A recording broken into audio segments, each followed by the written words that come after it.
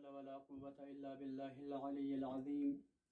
أعوذ بالله من الشيطان الرجيم. بسم الله الرحمن الرحيم.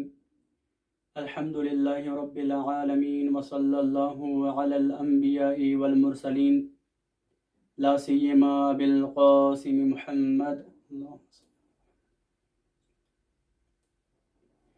وعلى أهل بيته الطيبين الطاهرين المعصومين المظلومين ولعنة الله على أعدائهم أجمعين. أما بعد.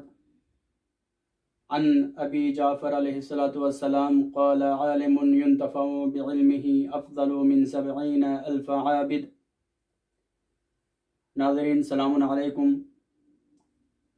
ہمارا درس تیزی سے رواں دواں ہے اور رمضان المبارک کی برکتوں کے طفیل ہم سب اس ماہ مبارک سے مسلسل مستفید ہو رہے ہیں. ہمارے درس کا عنوان اور ٹاپک ہے آشنائی با منابع حدیثی شیعہ، جس کو انگلش میں انٹروڈکشن آف شیعہ احادیث بکس کہہ سکتے ہیں.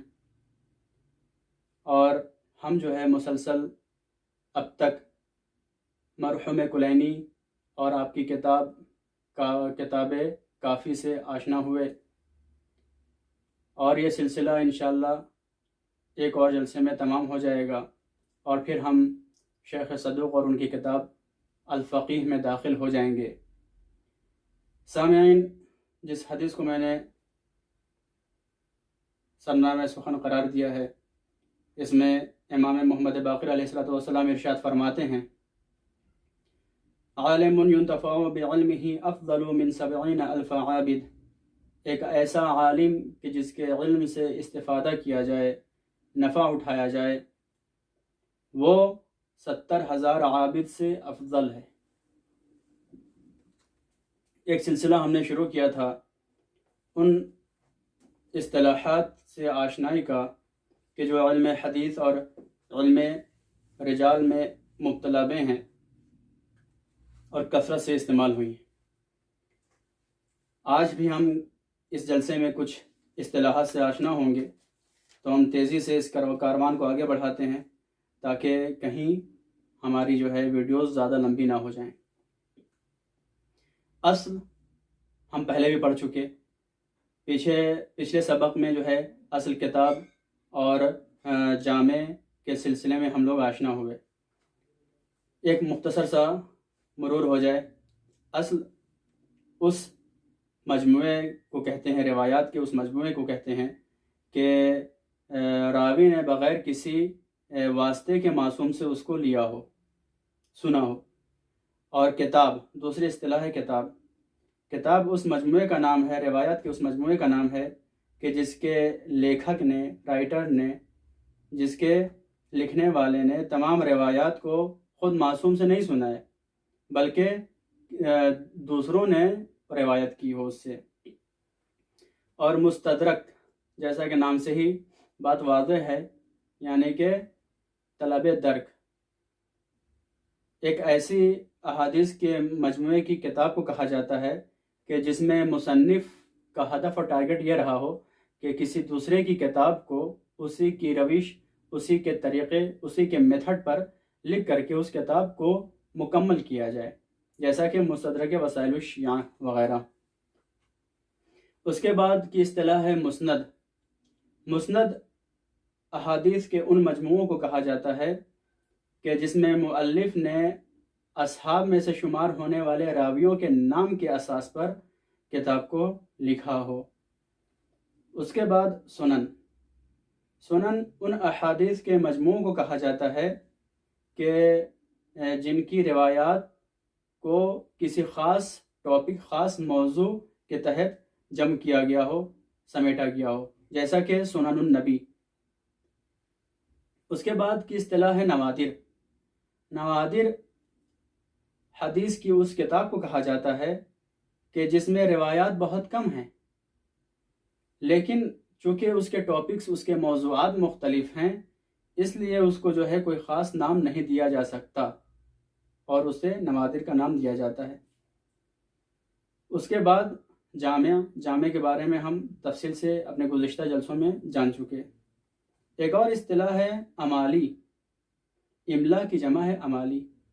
امالی اس کتاب کے مجموعے کو کہا جاتا ہے کہ جس میں شیخ نے یعنی استاد نے متعدد اور مختلف جلسات میں شاگردوں کے لیے احادیث بیان کی ہوں اور املا کیا ہو اور شاگردوں نے اسے لکھا ہو۔ تو یہ ساری کی ساری اصطلاحات جو آج کے جلسے میں بیان کی گئیں یہ کتاب کی قسموں سے ریلیٹڈ ہیں، کتاب کی قسموں سے متعلق اور مربوط ہیں۔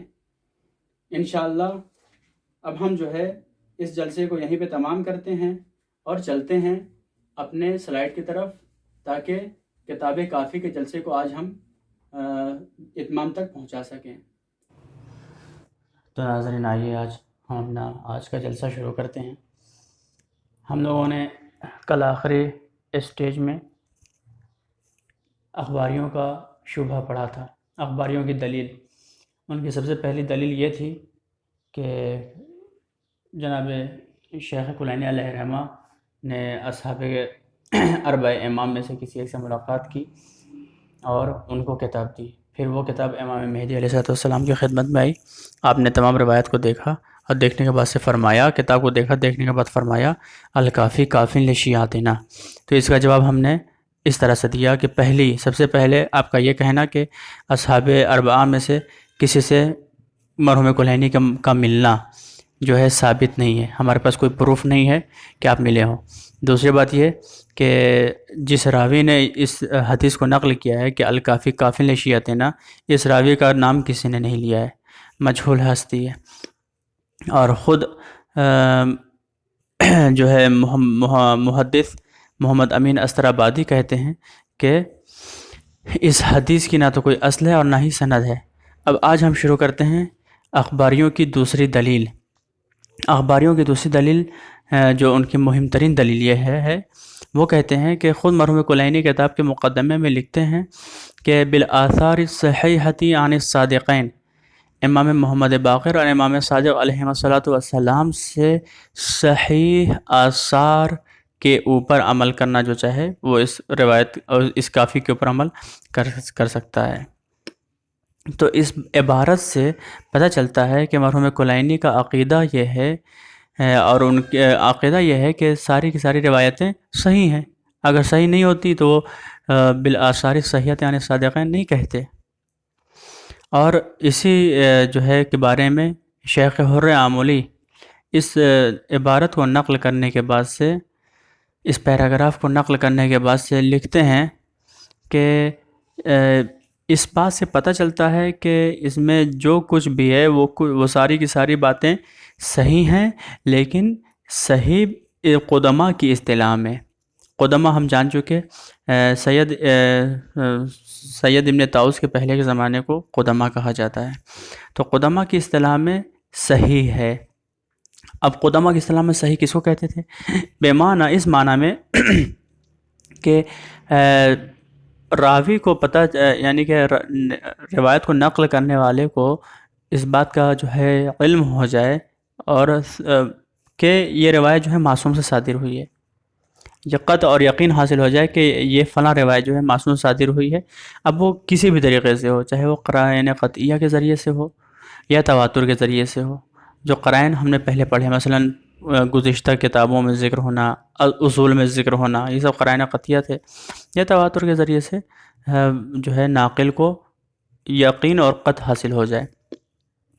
اس پیراگراف کا جو ہے ایڈریس ہے خاتمۃ وسائل جلد 20 صفحہ 64۔ تو اس جو دوسری دلیل ہے اس کا جواب ہم اس طرح سے دیں گے کہ قدماء اور متأخرین کی اصطلاح میں صحیح الگ الگ معنی رکھتا ہے۔ صحیح کی دو قسمیں ہوا کرتی تھیں قدماء کے قدماء کے نزدیک، یا تو صحیح یا غیر صحیح۔ ان کے یہاں حسن اور موثق نہیں ہوا کرتا تھا، پہلے ان کے ہاں یا تو روایت صحیح ہوتی تھی یا غیر صحیح ہوا کرتی تھی، لیکن متأخرین قدماء کے نزدیک تعریف کیا ہوتی تھی؟ صحیح کی تعریف کیا تھی؟ صحیح کی تعریف وہ ایسے کرتے تھے کہ ہر وہ حدیث کہ جس کے اوپر معصوم سے صادق ہونے کا ہونے کی وثاقت ہو، چاہے معصوم یعنی کہ ہر وہ حدیث کہ جس کے اوپر یقین پیدا ہو جائے کہ یہ معصوم سے صادر ہوئی ہے۔ اب وہ جو وثاقت جو پیدا ہو رہی ہے، چاہے وہ راوی کے ثقہ ہونے کی بنا پر پیدا ہو رہی ہے یا دوسرے نشانیوں کی وجہ سے پیدا ہو رہی ہو، اس بنا پر قدامہ کے نزدیک صحیح اس خبر کو کہتے تھے کہ پہلا، یا تو افراد موثق اس روایت کو نقل کریں گرچہ وہ غیر امامی ہوں، ٹھیک، یعنی غیر امامی یعنی 12 امامی 12 امامی نہ ہوں، پھر بھی اگر وہ موثق ہیں تو اس کو وہ کیا کرتے تھے؟ صحیح مانتے تھے۔ دوسرا، اس خبر کو صحیح مانتے تھے کہ جو قرائن کے ساتھ ہو، کہ جو علم کا سبب بنے۔ اب یہاں پہ ہم تھوڑا ان قرائن کو دیکھ لیتے ہیں کہ جس کو قدامہ روایت کو صحیح کرنے کے لیے مانا کرتے تھے۔ سب سے پہلا قرینہ کہ کوئی حدیث اصول 4 میں یعنی 400 اصول میں سے اکثر اصول میں ذکر ہوئی ہو، تو پھر وہ یہ نہیں دیکھتے تھے کہ راوی جو ہے ثقہ ہے یا حسن ہے، مثلا اس میں 12 امامی کی شرط پائی جاتی ہے یا عدالت کی شرط پائی جاتی ہے، نہیں پائی جاتی ہے، صرف وثاقت دیکھتے تھے اور بس موثق رہی تو اس کو صحیح مانا کرتے تھے۔ دوسرا، وہ روایت جو ہے ایک اصل یا چند اصول میں مختلف طرق سے تکرار ہو۔ تیسرا، اصحاب اجماع میں سے کسی ایک کی اصل میں حدیث کا ذکر ہوا ہو۔ اصحاب اجماع زرارہ، محمد بن مسلم، صفوان وغیرہ کو کہا جاتا ہے۔ چوتھا قرینہ ہے کہ حدیث کسی کتاب میں جمع کی جائے اور اس کتاب کو امام علیہ الصلوۃ والسلام کی خدمت میں پیش کیا جائے، جیسا کہ یونس بن عبد الرحمن کی کتاب اور فضل بن شاذان کی کتاب کہ امام عسکری علیہ الصلوۃ والسلام کی خدمت میں پیش کی گئی اور آپ نے اس کی تائید کی، اور کتاب عبید اللہ بن علی حلبی جو امام صادق علیہ الصلوۃ والسلام کی خدمت میں پیش کی گئی اور آپ نے اس کی تائید کی۔ اس کے بعد کا قرینہ ہے کہ حدیث مشہور کتب میں پائی جائے اور متقدمین یعنی سلف، متقدمین اور سلف کے جو ہے اس کے اوپر اعتماد رہا ہو۔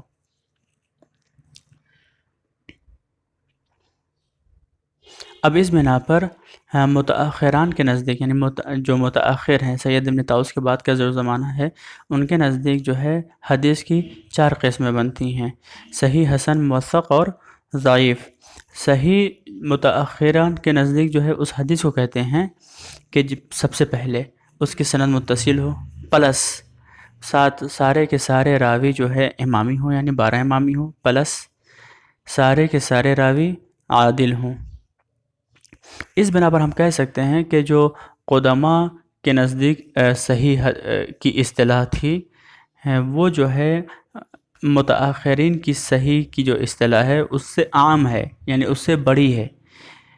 اس بنا پر یعنی کہ کیسے بڑی ہے کہ قدامہ کی صحیح کی اصطلاح جو تھی وہ آج کل کی یعنی کہ متأخرین کی موثق کو بھی شامل کر رہی ہے اور حسن کو بھی شامل کر رہی ہے، لیکن جو ہے قدامہ کی صحیح جو ہے خاص ہے، وہ صرف اور صرف ایسی روایت کو شامل کرے گی جس میں اتصال، روایت کا اتصال، سب کا جو ہے 12 امامی ہونا، سب کا عادل ہونا، یہ تینوں شرطیں جس میں پائی جائیں صرف اسی کو صحیح کہا جائے گا۔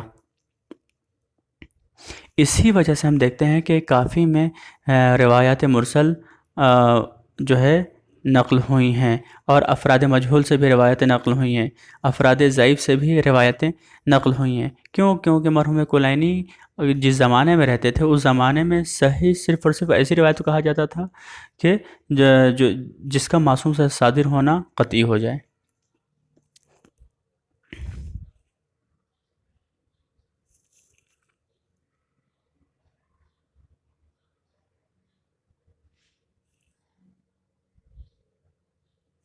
یہاں پہ ایک نقطہ جو ہے اہم نقطہ ہے، باقی باتیں اس صفحے پہ تکراری ہیں۔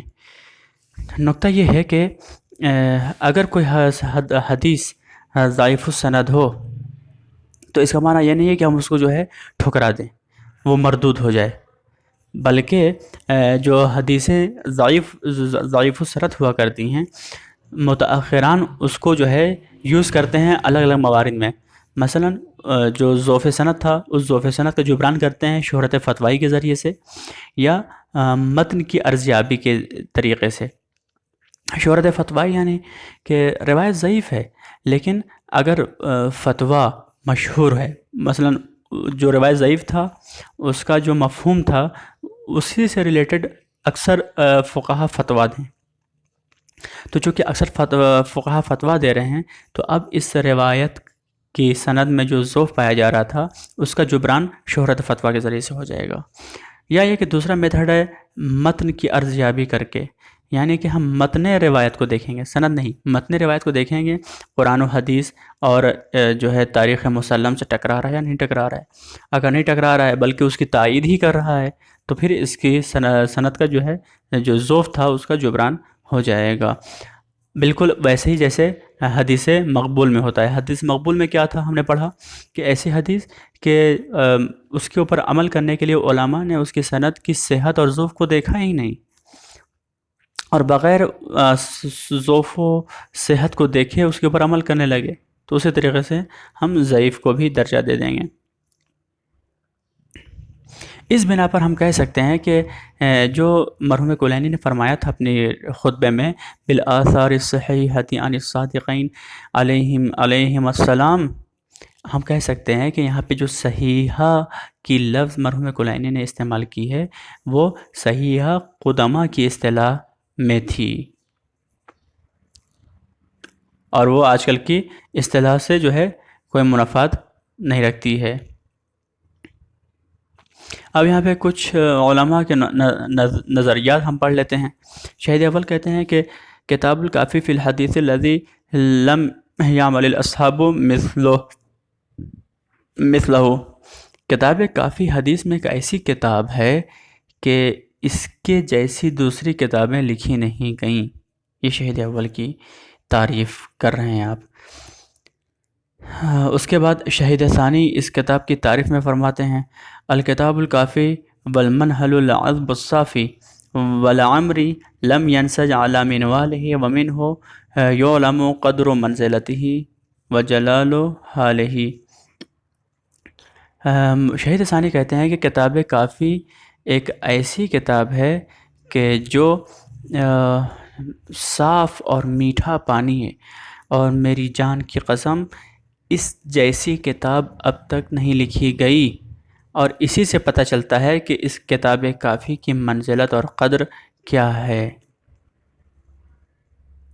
فیض کاشانی علیہ رحمہ لکھتے ہیں کہ الکافی اشرفها و اوثقها و اتمها و اجمعها، کتاب کافی جو ہے کتب شیعہ میں سب سے زیادہ مشرف، سب سے زیادہ بھروسے مند، سب سے زیادہ تمام اور سب سے زیادہ جامع کتاب ہے، کیونکہ یہ ایسے اصول کے اوپر مشتمل ہے کہ جو واضح ہیں وخلوہ من الفضول وشینہا، کہ اور جو یہ کتاب جو ہے فضول چیزوں سے جو ہے خالی ہے.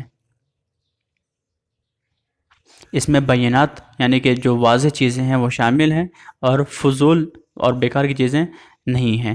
شیخ مفید فرماتے ہیں اجل کتب الشیعۃ و اکثرها فائدۃ، کتب شیعہ میں سب سے زیادہ جلیل القدر کتاب ہے اور سب سے زیادہ فائدہ پہنچانے والی کتاب ہے.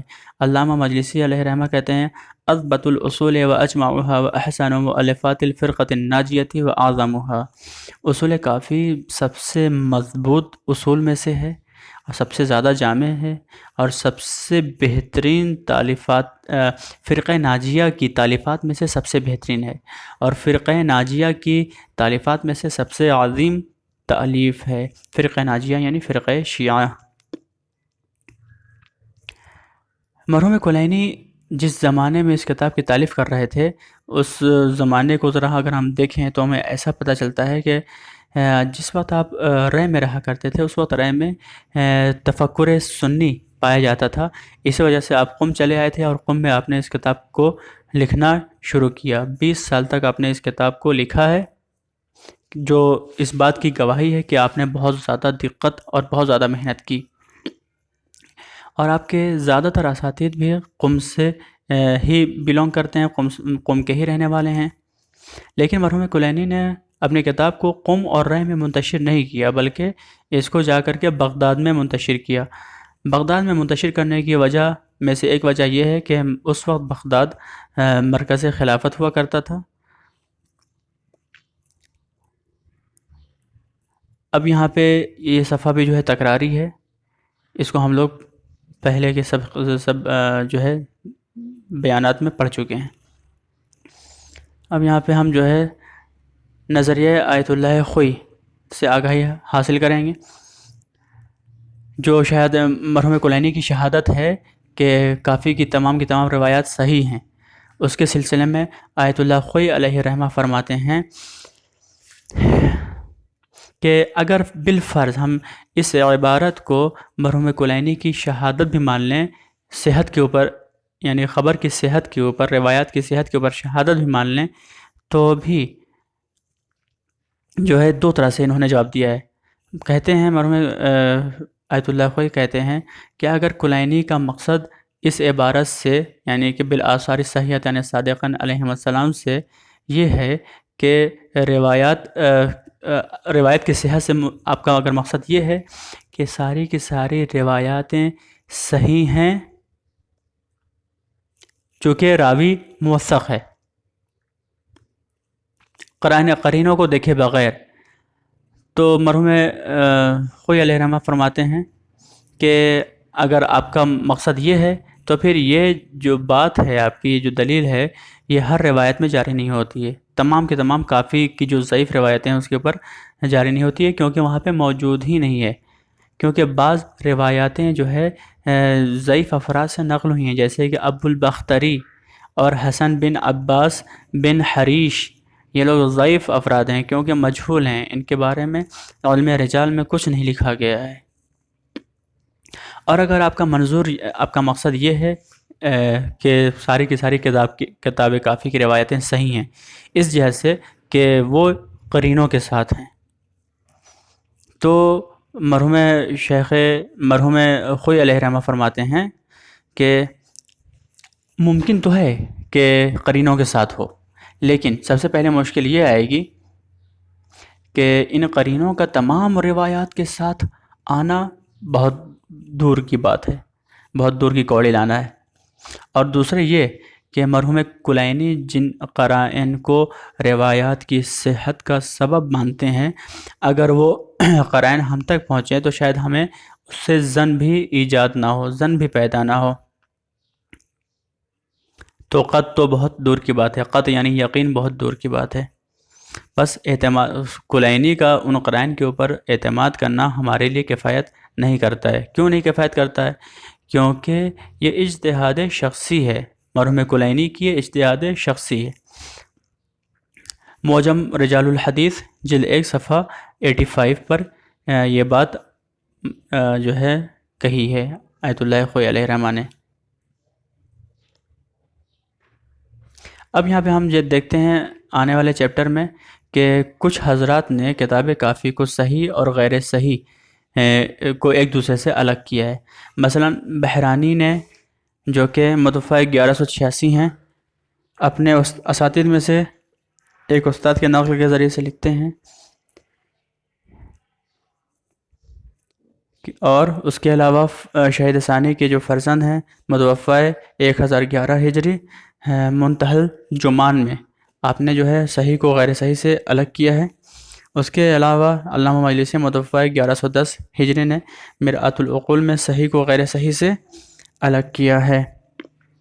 علامہ مجلسی نے جو الگ کیا ہے ان کے لکھنے کے مطابق 2442 حدیثیں صحیح و سند ہیں، 822 صحیح کی طرح ہیں، 1183 حدیث موثق ہیں، 157 حدیث موثق کی طرح ہیں، 2187 حدیث حسن ہیں، اور 74 حدیث حسن کی طرح ہیں، اور ایک حدیث قوی ہے، 36 حدیث معتبر ہے، 77 حدیث میں اختلاف پایا جاتا ہے، اور 8299 حدیث ضعیف ہیں، اور 66 حدیث جو ہے جن کی ارزیابی نہیں ہو پائی ہے ایسی ہیں، یعنی کہ جن کا جو ہے جن کی جانچ پڑتال نہیں ہو پائی۔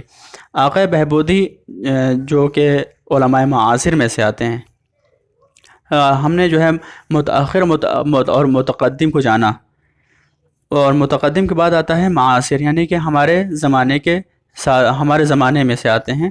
وہ کہتے ہیں در صحیح کافی، انہوں نے بھی جو ہے صحیح کافی کی کتاب لکھی ہے، مستقل ایک کتاب لکھی ہے صحیح الکافی، یعنی کہ جو روایتیں کافی میں صحیح ہیں بس ان کو انہوں نے جمع کیا ہے۔ پانچواں نرم افزار درایت النور بھی ہم دیکھ سکتے ہیں۔ اس کے بعد اب ہم آگے بڑھتے ہیں۔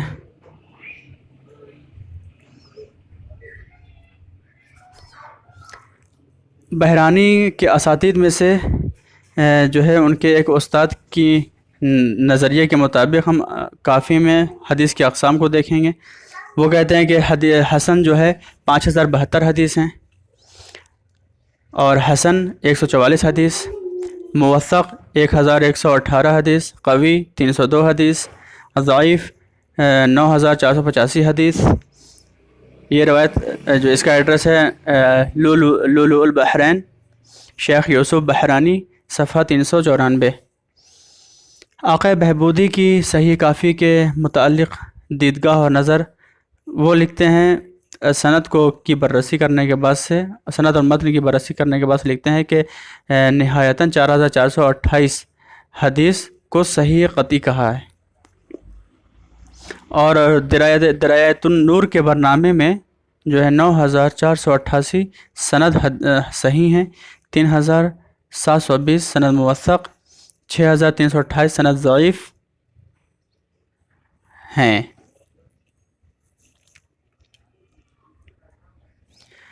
کافی میں ضعیف روایات، اب جو کافی میں ضعیف روایت پائی جاتی ہیں ان کی دو قسمیں ہیں، ضعیف السند ہوں گی یا ضعیف المتن ہوگی۔ تو اب ضعیف السند جو ہوں گی وہ سند میں ضعف پایا جائے، تو سند میں ضعف کا پایا جانا بھی چند جہت سے ہوتا ہے۔ پہلا مثلا سند منقطع ہو، یعنی متصل نہ ہو، ٹوٹ جائے۔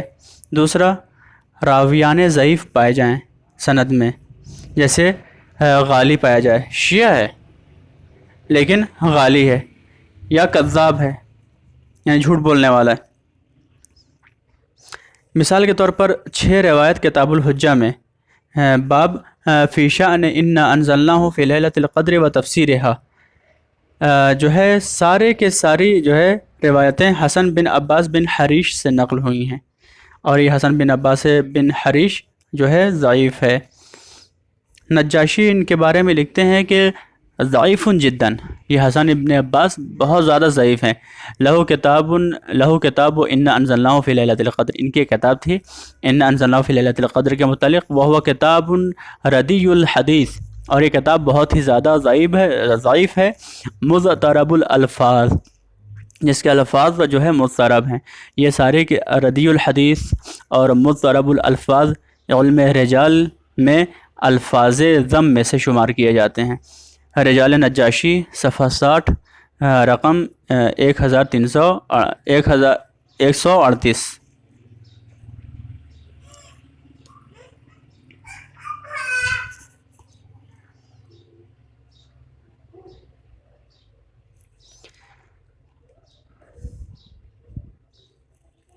اب ہم آگے بڑھتے ہیں۔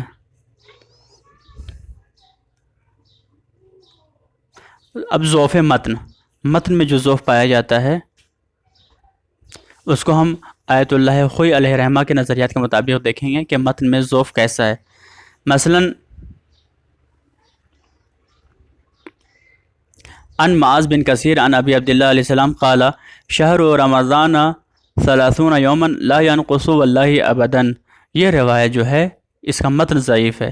کیوں متن ضعیف ہے؟ متن کیا ہے کہ رمضان جو ہے 30 دن کا ہوگا، اور 30 دن سے کبھی بھی جو ہے خدا کی قسم کم نہیں ہوگا۔ یہ منسوب کیا گیا ہے امام جو ہے صادق علیہ السلام سے، کہ امام صادق علیہ السلام نے ایسا فرمایا کہ رمضان 30 دن کا ہوگا، 30 دن سے خدا کی قسم کبھی کم نہیں ہوگا۔ یہ ضعیف ہے۔ کافی جلد 4 صفحہ 79 پہ یہ روایت موجود ہے۔ کیوں ضعیف ہے؟ ضعف کی وجہ یہ ہے کہ ہم جو ہے خارج میں دیکھتے ہیں کہ جو ہے چاند کے اوپر ڈیپینڈ کرتا ہے یہ. کبھی جو ہے جس طریقے سے بقیہ مہینے قمری مہینے ہیں وہ کبھی 29 کے ہوتے ہیں کبھی 30 کے ہوتے ہیں, اسی طریقے سے رمضان بھی کبھی 29 کا کبھی 30 کا ہوتا ہے. دوسرا ان ابی بصیر عن عبداللہ فی قول اللہ عز وجل وَإِنَّهُ لَذِكْرٌ لَكَ وَلِقَوْمِكَ وَسَوْفَ تُسْأَلُونَ. اس آیت کے طفیل مثلا رسول اسلام نے فرمایا الذکر و اہل بیتہ علیہ السلام. فرسول اللہ الذکر یعنی رسول اللہ ذکر ہیں اور ان کے اہل بیت ذکر ہیں جو کہ مسئول ہیں, اور وہ سارے کے سارے کیا ہیں, اہل ذکر ہیں. اس کے بعد کا مورد ہے کچھ روایتیں اصول کافی میں ایسی پائی جاتی ہیں کہ جن سے شبہ ہوتا ہے 13 امام ہونے کا.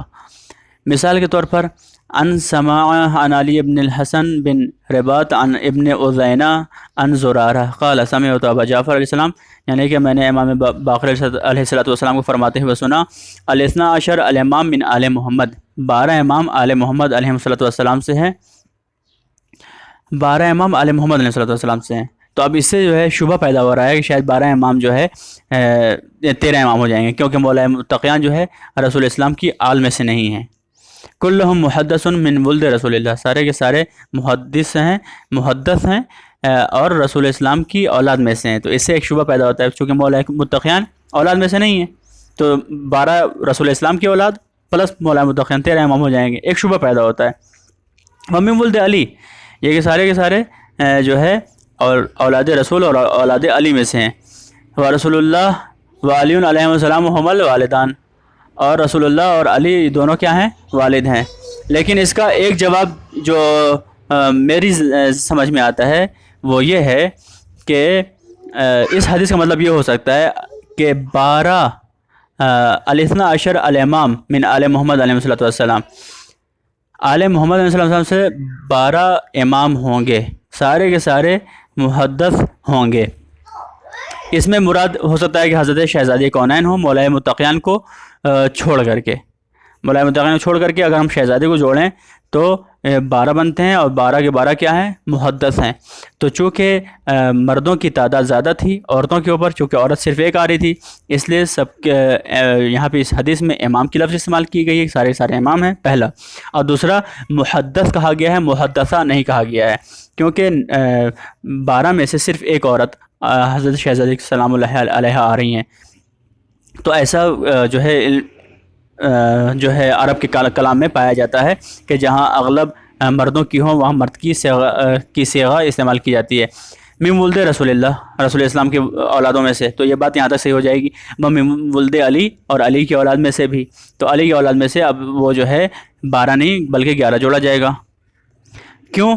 کیونکہ اصل میں اس حدیث کو فرمانے کا جو تناظر ہے وہ تناظر یہ ہے کہ رسول اسلام نے فرمایا تھا انا و علی ابوا هذه الامہ, میں اور علی اس امت کے باپ ہیں, جس کا یہاں پہ بھی تذکرہ پایا جاتا ہے. و رسول اللہ و علی علیہ السلام ہم الوالدان, دونوں والد ہیں. بہرکیف اللہ عالم. کافی جلد 1 صفحہ 531 حدیث 7.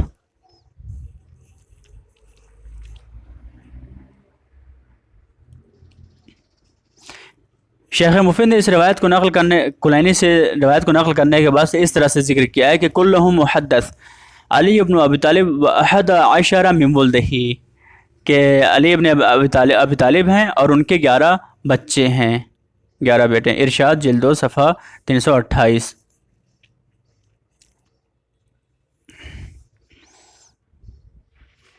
اب کچھ روایت ایسی بھی پائی جاتی ہیں کہ جن سے ایسا لگتا ہے کہ نعوذ باللہ قرآن میں جو ہے تحریف ہوئی ہو. مثال کے طور پر علی ابن حکم عن ہشام بن سالم عن ابی عبداللہ علیہ السلام روایت کو نقل کرتے ہیں, قال, امام نے فرمایا ان القرآن الذی جاء به جبرائیل الی محمد صلی اللہ علیہ وآلہ 17 الف آیات, یعنی 17,000 آیتیں ہیں. کافی جلد 2 صفحہ 634 حدیث 28. تو 17,000 حدیث ہونا جو ہے بہت بڑی بات ہے.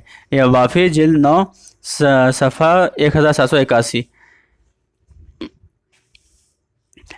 پھر ہے ان القرآن الذی جاء به جبرائیل علی محمد 7,000 آیا. اس کو مرحوم غالباً جو ہے فیض کاشانی علیہ رحمہ وافی میں لکھتے ہیں کہ 7000 حدیثیں ہیں. انہوں نے جو ہے 10 کو نکال دیا وہاں سے، 17 میں سے 10 کو نکال دیا اور 7 لکھا ہے وافی میں. کیونکہ جو قرآن میں آیتیں ہیں وہ جو ہے 17,000 نہیں ہیں، بلکہ 6,000 کچھ آیتیں ہیں، 6,600 کچھ آیتیں ہیں، جس کی وجہ سے مرحوم فیض کاشانی نے جو ہے اپنی وافی کتاب میں اس کو 7,000 لکھا ہے. اب جو ہے یہاں پہ جلسے کے آخر میں ہم دیکھ لیتے ہیں کچھ مہم ترین شرحیں جو اصول کافی کے اوپر لکھی گئیں. سب سے پہلی شرح اصول کافی یہ صدر المتعلحین محمد شیرازی کی ہے، جو 1050 ہجری میں وفات پایا. انہوں نے صرف اور صرف اصول کافی کا ایک حصہ لیا ہے، اس کی شرح کی ہے.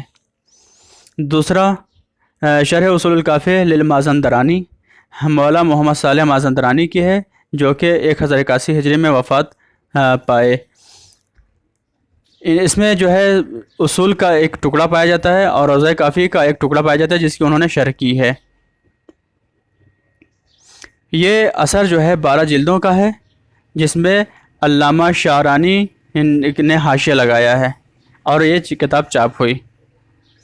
مرآت العقول فی شرح اخبار آل رسول یہ علامہ محمد باقر مجلسی علیہ رحمہ کی شرح ہے کہ جنہوں نے 1110 ہجری میں وفات پائی. یہ شرح جو ہے اصول فروع روضہ سب کو شامل کیے ہوئے ہے اور ٹوٹل اس کتاب کی اس شرح کی 26 جلدیں ہیں جو چاپ ہوئی ہیں. اس کے بعد الوافی ہے فیض کاشانی کی. مرآت العقول کا فرنٹ پیج کور پیج ایسا ہے، وافی ایسی ہے، الکافی الاصول الکافی والروضہ ایسی. یہ سب کور پیج کچھ ہیں ناظرین کی مدد کے لیے. شروع کافی کی جو رمزیں ہیں، مثلا جو دوسری کتابوں میں رمز اور کوڈ کے طور پر یوز کیا جاتا ہے، جیسے آت، اس سے مراد ہے مرآت العقول. مرآت العقول کا جو کوڈ یوز کیا گیا ہے وہ آت کے ذریعے سے یوز کیا گیا ہے. یعنی کہ کوئی دیکھے ایک ٹکڑا روایت کا اور اس کے بعد سے آت لکھا ہو تو سمجھ جائے کہ مرآت العقول سے لکھنے والے نے لکھا ہے. فی یہ وافی سے ہے، اور اللہ یہ جو ہے شرح ملا صالح مازندرانی، صالح سے لہ کو لے کر کے کوڈ بنا دیا.